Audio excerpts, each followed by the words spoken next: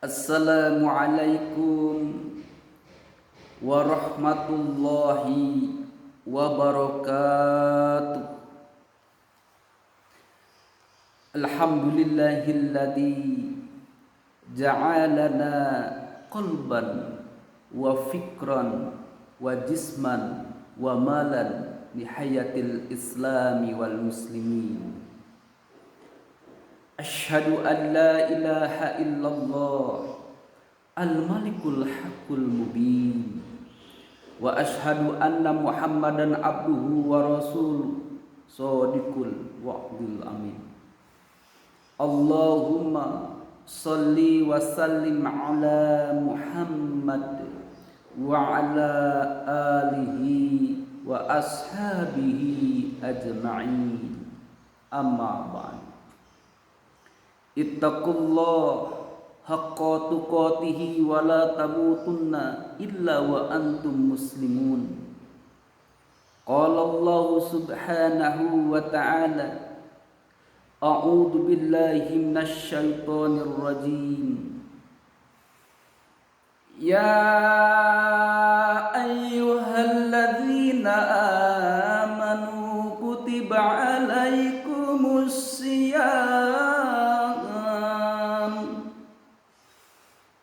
Kutiba alaikumus siyam kama kutiba alal ladzina min qablikum la'allakum tattaqun.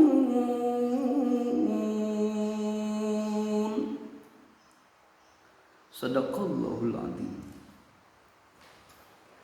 Hadirin rahimakumullah, marilah kita sama-sama panjatkan puji dan syukur kehadirat Allah Subhanahu wa ta'ala yang telah menakdirkan kita semua saat ini, detik ini.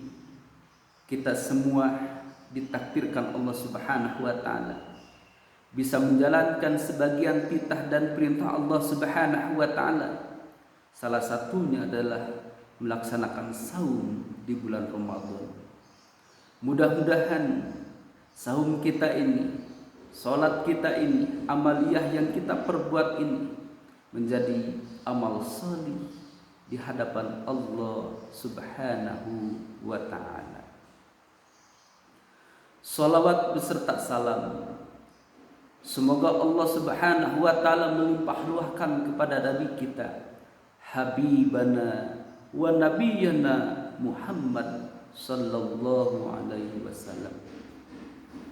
Hadirin rahimakumullah, kalau kita kaji Al-Quran surah Al-Baqarah ayat 183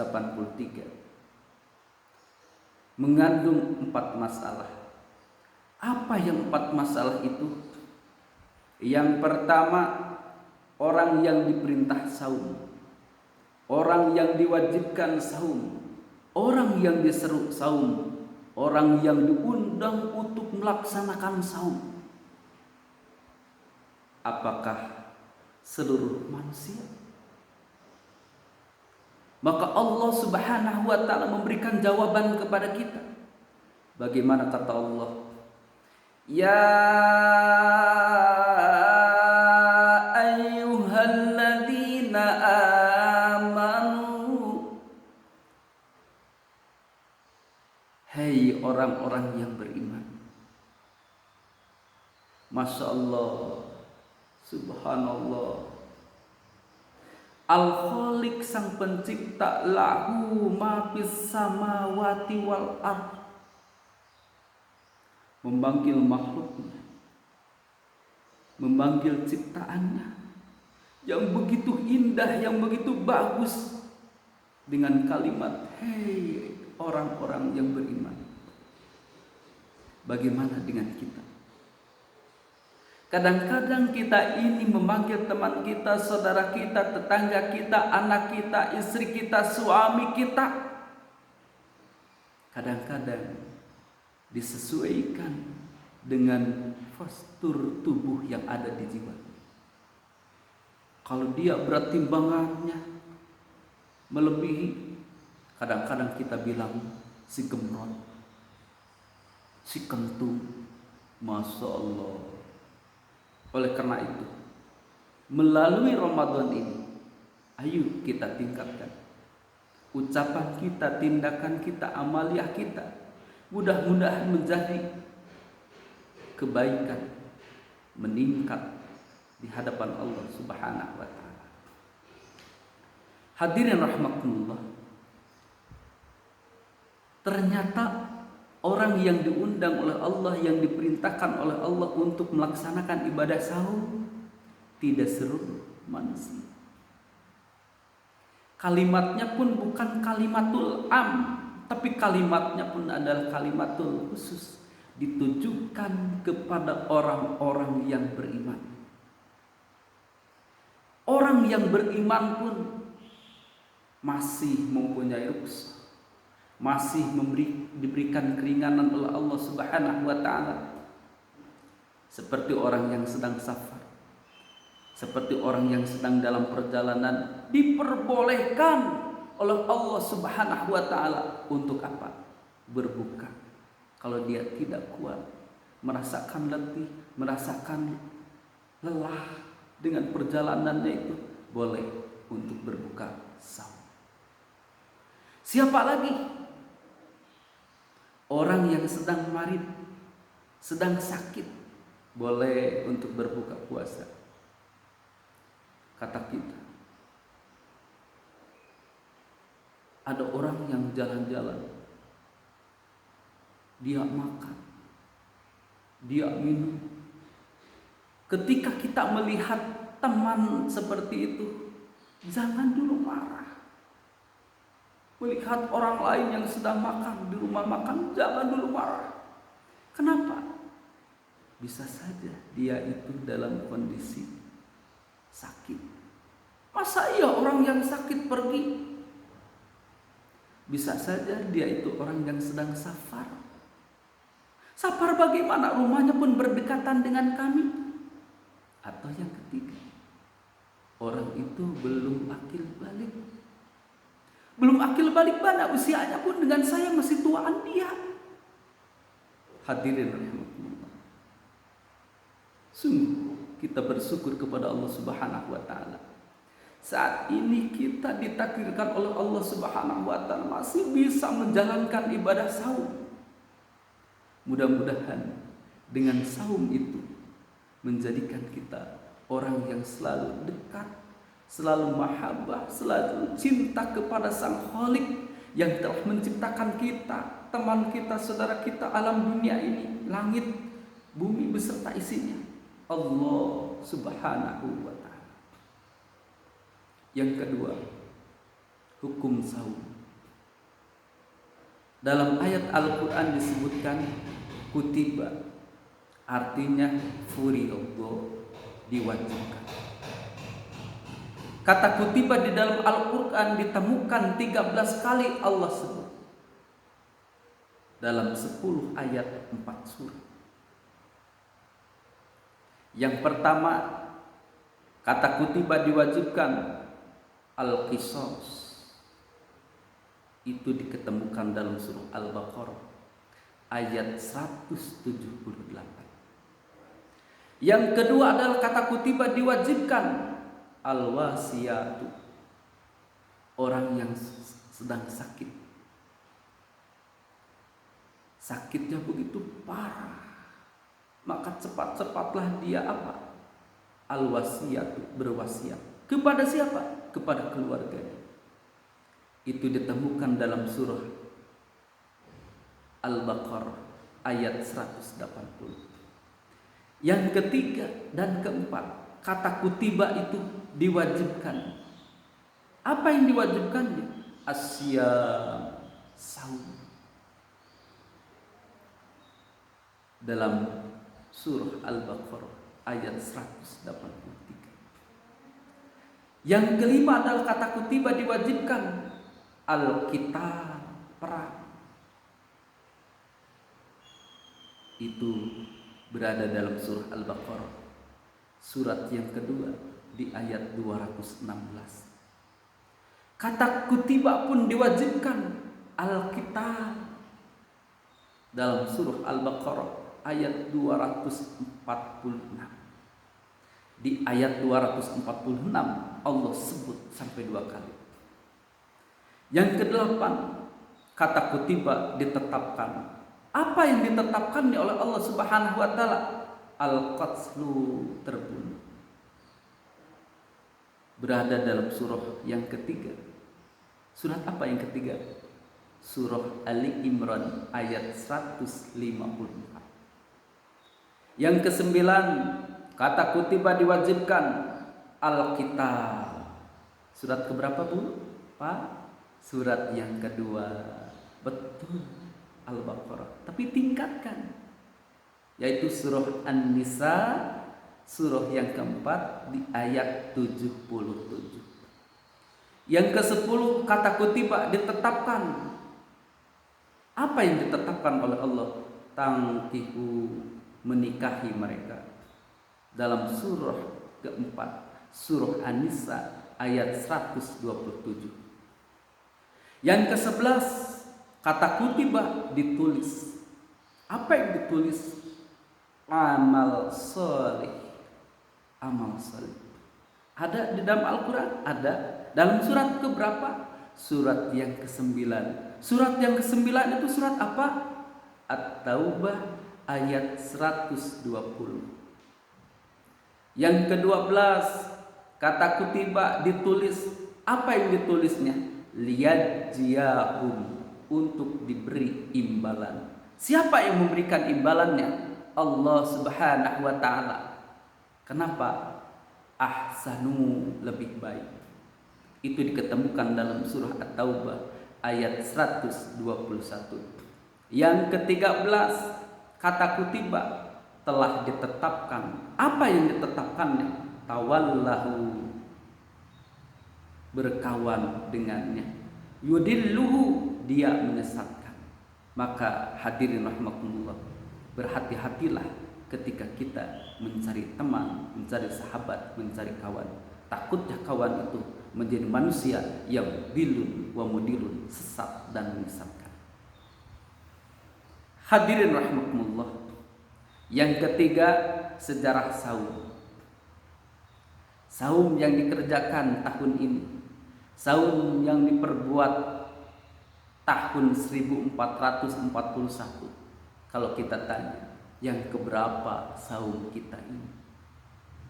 Maka ada yang menjawab, saum kita ini adalah saum yang ke 1441. Kenapa? Kan hijriahnya pun segitu. Tapi ingat, dalam tafsir Al-Qasim dikatakan bahwa Allah perintahkan saum kepada Kanjeng Nabi Muhammad sallallahu alaihi wasallam 2 tahun sesudah Rasulullah sallallahu alaihi wasallam hijrah.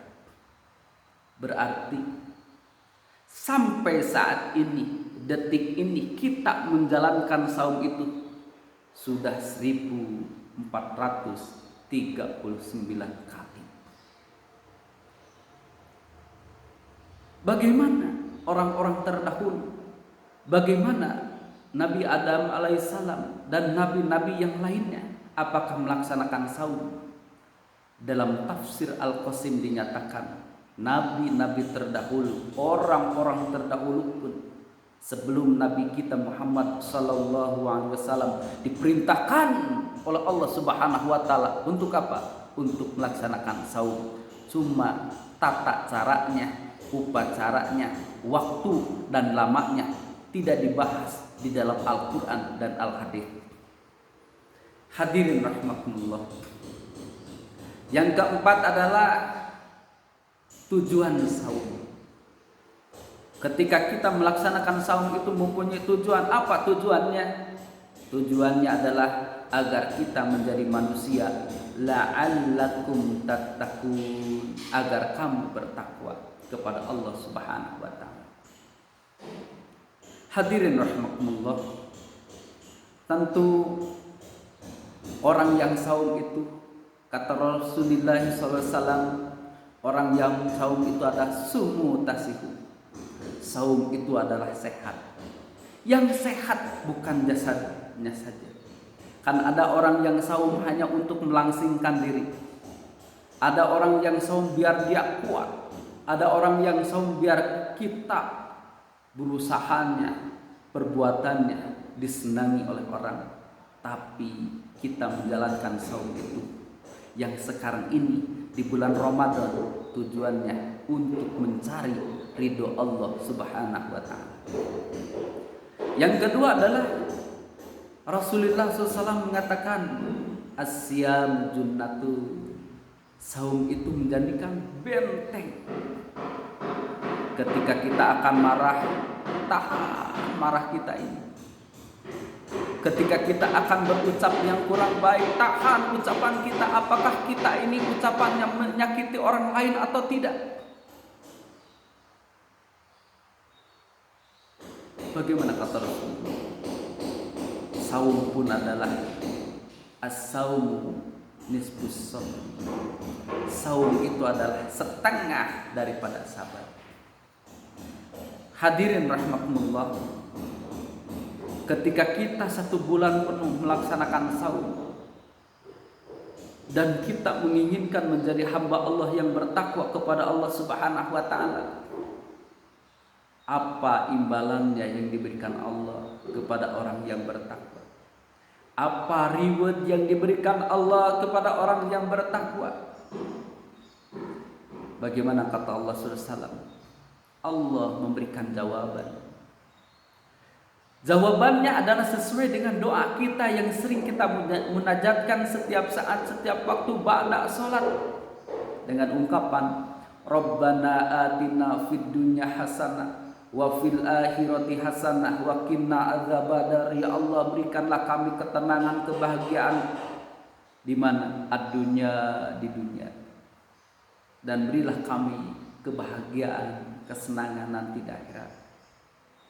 Bagaimana ketika orang itu al-hayatud dunya, hidup di alam dunia? Orang ketika al-hayatud dunya, hidup di alam dunia, orang yang bertakwa kepada Allah Subhanahu wa taala, yang pertama dikeluarkan dari pintu kesulitan. Sesulit apapun, sesusah apapun, pasti Allah Subhanahu wa taala akan memberikan jalan keluarnya. Ada gitu Al-Qur'an nih. Allah jawab. Bagaimana kata Allah? Wa may yattaqillaha yaj'al lahu makhraja. Wa man, dan barang siapa yattaqillaha, yang bertakwa kepada Allah, yaj'al lahu makhraja, pasti kata Allah akan membukakan jalan keluar baginya. Lihat dalam surah At-Talaq. Surat keberapa Bu At-Talaq itu? Surat yang ke-65 di ayat yang kedua. Yang kedua, ketika orang itu al-hayatud dunya, hidup di alam dunia ini, apa yang diberikan Allah Subhanahu wa taala kepada orang yang bertakwa? Diberi rezeki dari arah yang tidak disangka-sangka. Wa yarzuquhu min haitsu la yahtasib. Dan Allah memberinya rezeki dari arah yang tidak disangka-sangka. Kadang-kadang kita berbuat, bertindak, beramal, melakukan kegiatan di tempat A, tapi dari tempat A itu bukan mendapatkan rezeki, malah dihardik, dicaci maki, dikeluarkan dari tempat pekerjaannya. Apa yang terjadi? Allah beri rezeki dari tempat yang lain. Maka jangan banyak berharap dari manusia. Kenapa? Karena kadang manusia itu memberikan kekecewaan kepada diri kita. Sudah berkorban sebegitu banyak, sebegitu besarnya, bukan mendapatkan penghargaan, tetapi apa yang terjadi? Malah dia mendapatkan cacian dari tempat itu. Tapi buat orang yang bertakwa, yakin Allah mengatakan wa yarzuquhu min haitsu la yahtasib. Allah memberikan rezeki dari tempat yang tidak disangka-sangka. Bisa dilihat dalam surah At-Talaq, surat yang ke-65 di ayat yang ketiga. Yang ketiga, diberi kemudahan. Siapa yang diberikan kemudahan oleh Allah Subhanahu wa taala? Kuncinya adalah orang yang bertakwa. Ketika al-hayatud dunya, hidup di alam dunia ini, bagaimana kata Allah? Waman, dan barang siapa yattaqillaha, yang bertakwa kepada Allah, yaj'al lahu min amrihi yusran, pasti Allah beri kemudahan dalam urusannya. Susah mencari rezeki, susah melakukan kegiatan ini dan itu. Namun orang Sunda mah netek semplek, nincak semplak. Apa yang terjadi? Ketika orang itu bertakwa kepada Allah Subhanahu wa taala, yakin Allah akan memberikan kemudahan dalam segala urusan. Hadirin rahimakumullah, orang yang bertakwa itu bukan bahagia dunia saja, tapi Allah berikan kebahagiaan di mana? Di akhirat kelak. Apa yang diraih? Apa yang didapat? Apa yang dicapai orang itu ketika dia berada di akhirat kelak itu? Yang pertama, dimuliakan Allah. Mau gak Bu dimuliakan Allah? Mau gak Pak dimuliakan Allah? Bu, Pak, jangankan yang memuliakannya Allah, Sang Penguasa langit dan bumi, kita baru dimuliakan. Ibu dimuliakan suami dimuliakan istri, anak dimuliakan orang tua dimuliakan anak, tetangga dimuliakan tetangga, sahabat dimuliakan sahabat. Apa yang terjadi buat diri kita? Bahagia. Apalagi yang memuliakannya siapa?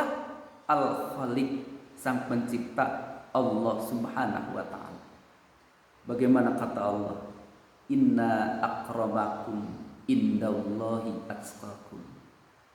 Sesungguhnya yang paling mulia di sisi Allah Subhanahu wa taala ialah orang yang paling bertakwa. Bisa dilihat dalam surah Al-Hujurat, surat keberapa Bu? Surah yang ke-49 di ayat yang ke-13. Yang kedua, ketika nanti di akhirat kelak diberikan kebahagiaan oleh Allah Subhanahu wa taala, diberikan kesenangan oleh Allah Subhanahu wa taala. Bagaimana janji Allah? Diampuni kesalahannya. Karena yakin orang yang bertakwa itu ketika hidup dalam dunianya tidak akan meninggalkan noda. Sekecil apapun kealfaannya, sekecil apapun kekurangannya, dia berupaya untuk apa? Bertaubat kepada Allah Subhanahu wa taala, memperbaiki diri. Apalagi di bulan Ramadan ini, ayo kita sama-sama perbaiki diri kita, perbaiki bacaan Al-Quran kita, perbaiki amalan kita, perbaiki tindakan kita, perbaiki amaliyah kita, agar Allah itu senang kepada kita. Hadirin rahimakumullah, ada gitu firman-Nya bahwa kita akan mendapatkan ampunan dari Allah dengan kuncinya takwa.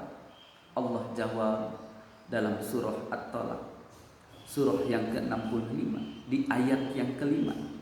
Bagaimana kata Allah? Wa may yattaqillaha, dan barang siapa yang bertakwa kepada Allah, yukaffiru anhu sayiatihi, pasti Allah akan menghapus kesalahan-kesalahannya. Masya Allah. Yang terakhir, orang yang bertakwa ketika hidup di alam dunianya ini, nanti kelak di akhirat oleh Allah Subhanahu wa taala akan dilipat gandakan pahalanya. Lihat dalam surah At-Talaq ayat yang ke-5. wa yu'dzim lahu ajran, dan akan dilipat gandakan pahalanya. Hadirin rahimakumullah. Oleh karena itulah melalui Ramadan ini, ayo sama-sama kita melakukan kegiatan di bulan Ramadan ini untuk mendekatkan diri kita kepada Allah, agar kita digolongkan oleh Allah Subhanahu wa taala menjadi hamba Allah yang bertakwa kepada Allah Subhanahu wa taala. Sehingga apa yang Allah berikan kepada kita, apa yang Allah perintahkan kepada kita, maka kita sambut dengan sami'na wa ata'na, bukan sami'na wa asayna. Hadirin rahimakumullah, mudah-mudahan pertemuan kali ini Allah Subhanahu wa taala memberikan kebahagiaan, memberikan kesenangan, memberikan ketentraman buat hati kita, jiwa kita, keluarga kita semua, sehingga kita digolongkan manusia yang amanu wa amilus solihah, menjadi manusia yang amanu wa taqaw.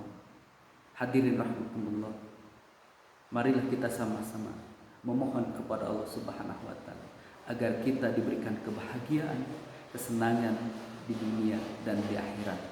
Nasru minallah wa fathun qarib wa basyiril mu'minin fa idza ajamta fatawakkal 'alallah. Assalamualaikum warahmatullahi wabarakatuh.